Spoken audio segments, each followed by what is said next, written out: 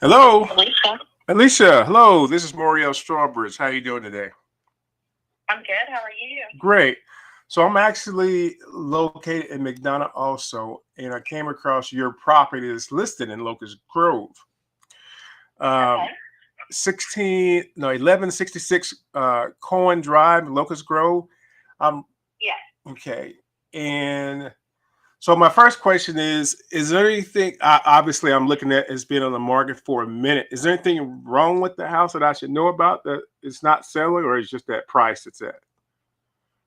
It's just the price, and people are not wanting to with the interest rate, but it's almost 20 acres, and you almost have like you have two complete living spaces upstairs and downstairs, a three two and a half upstairs, and then a two bedroom, one bath downstairs, and there's a bonus room too. Okay, almost 4,000 square feet, basically. Yeah, that's a lot of room. That's a lot of room. Yeah. So I know you've been getting these calls, but I'm also an investor. Um, have you guys got any calls for seller financing, anything of that nature? He's not going to do that. He wouldn't. He wouldn't do that. No. Because me and my team, that's how we get. It's a hard no. It's a hard no. They wouldn't be. No. Yeah. You don't even have to go into the creative part. It's a hard no. Right. What says? I'm just curious. What says an objection to that?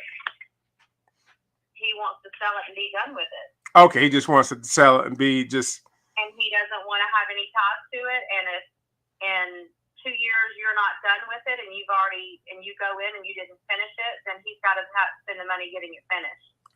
Oh, it's not. It's not finished. No, it is finished. But let's say you give him $50,000 and you want to sell or finance, and you go in and you've got the kitchen, or you renovate or do whatever, or destroy it or rent it, or anything happens, then he has to go back in and fix whatever if you default on it. Oh, he's looking at worst case. He's looking at worst case scenario, basically. Yeah, and unfortunately that's what you have to do.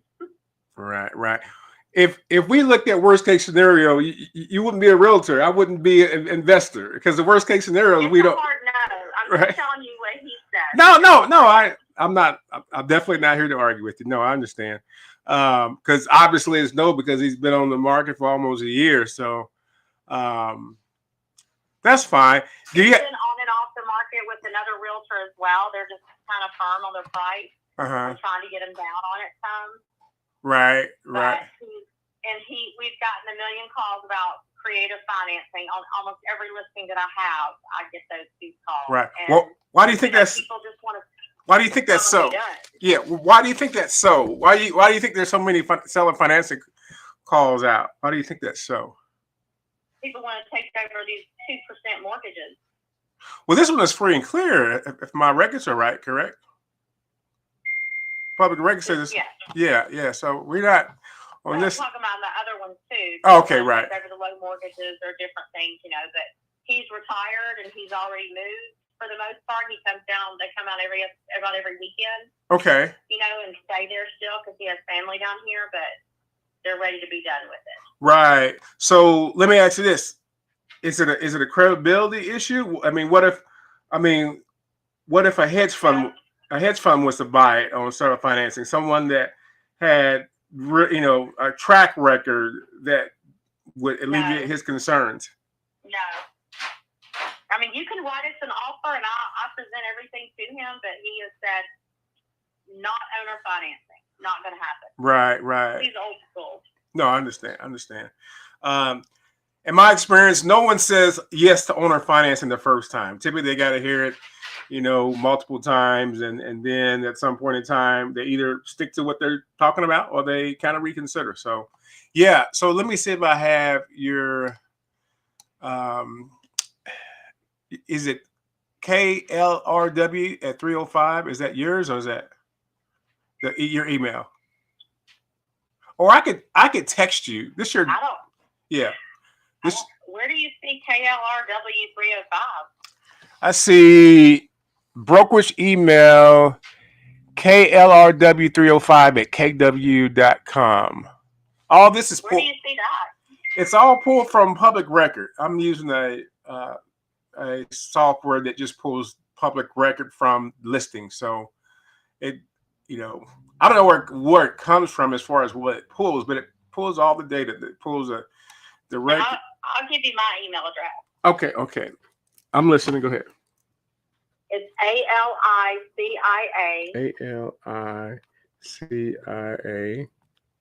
R at KW.com. at KW. Uh-huh. .com.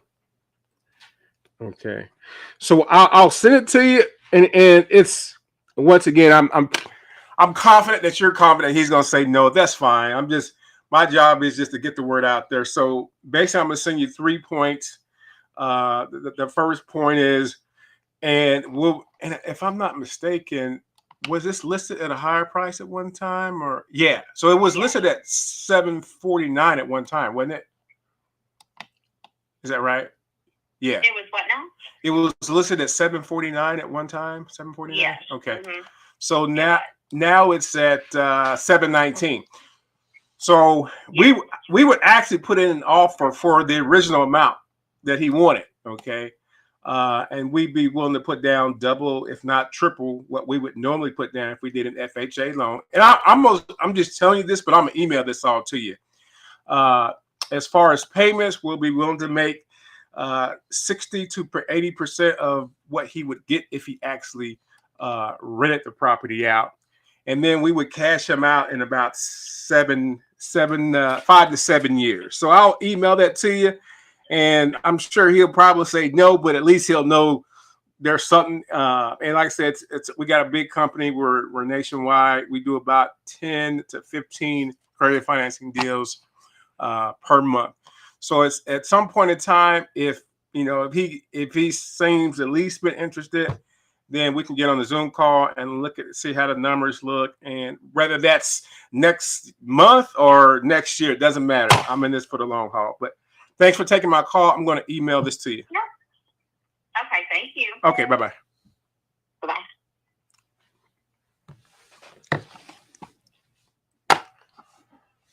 All right, the proverbial, no, we're not interested. Oh, good. But she was nice about it.